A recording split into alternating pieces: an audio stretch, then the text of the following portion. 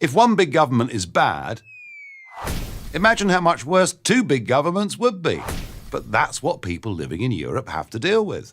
Their own nation's bloated government and the supranational government of Europe, now known as the European Union. Bureaucracy times two. How's that for a horror show? Well, actually, you've no idea. It's worse than you think. Believe me, I know, because for 17 years, I've represented South East England as a member of the European Parliament, the EU's legislative body. I was also leader of the United Kingdom Independence Party, or UKIP, where I led Britain's effort to leave the European Union. To their everlasting credit, that's just what happened on June 23rd, 2016. The United Kingdom left the European Union. The world knows it as Brexit. Brexit is a statement of national sovereignty. Don't misunderstand me. I like nations. I like borders. I like the people that live within those borders, making their own laws. But I don't like it when faceless bureaucrats make laws for nations they don't even live in. But that's what they do in the European Union. Imagine a Belgian telling a Brit how much he can charge his customers, or the reverse. The EU bureaucrats do this in a myriad of different ways, all day, every day. It is a conspiracy of the elites.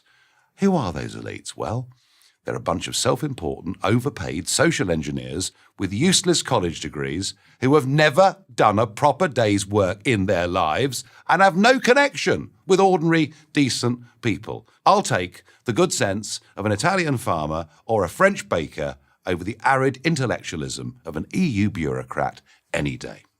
And I say these things not as an anti-European.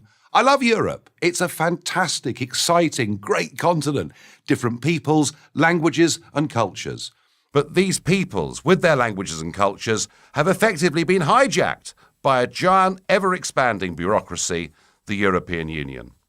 People will say, but isn't there a parliament? A European Parliament that represents the people of Europe? Well, yes, but this body has got no real power. It can't make its own laws. Rather, the power resides with the European Commission. They're unelected and they can't be removed. And that's how absurd the whole thing is. The European Parliament meets in Brussels. At least, that's what I thought when I was elected there. But once a month, do you know what happens? They load the contents of our offices and papers into big plastic trunks, and they put those trunks on lorries, and they drive them nearly 400 miles down Europe's motorways to a French city called Strasbourg, where for 4 days the contents of our office and our papers are put into a new office, and the Parliament then sits there. 12 times a year, this back and forth happens, and this from an organisation who say they want to reduce their level of carbon footprint. This from an organisation whose accounts have not been given a clean bill of health by the auditors for the last 20 years. This, a parliament, it's more like a travelling circus. Now, all of Europe knows that it's costing nearly 300 million euros every year to move this back and forth from Brussels to Strasbourg. So why isn't it reformed? Well, the way the EU's been structured, to change that would require changing the treaties.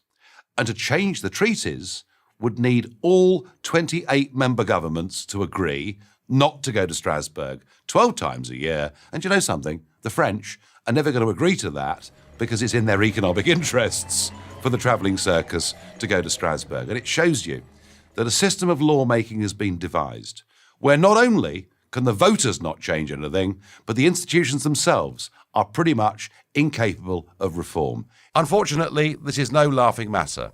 Let me give you an example my countrymen know only too well.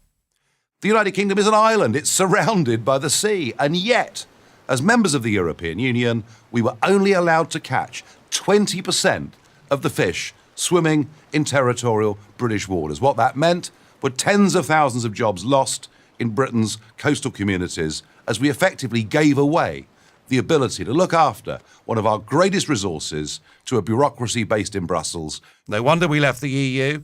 Again, I have nothing against Europe, quite the opposite. I want good relations between all the European nations. I want prosperous, free and fair trade between those nations.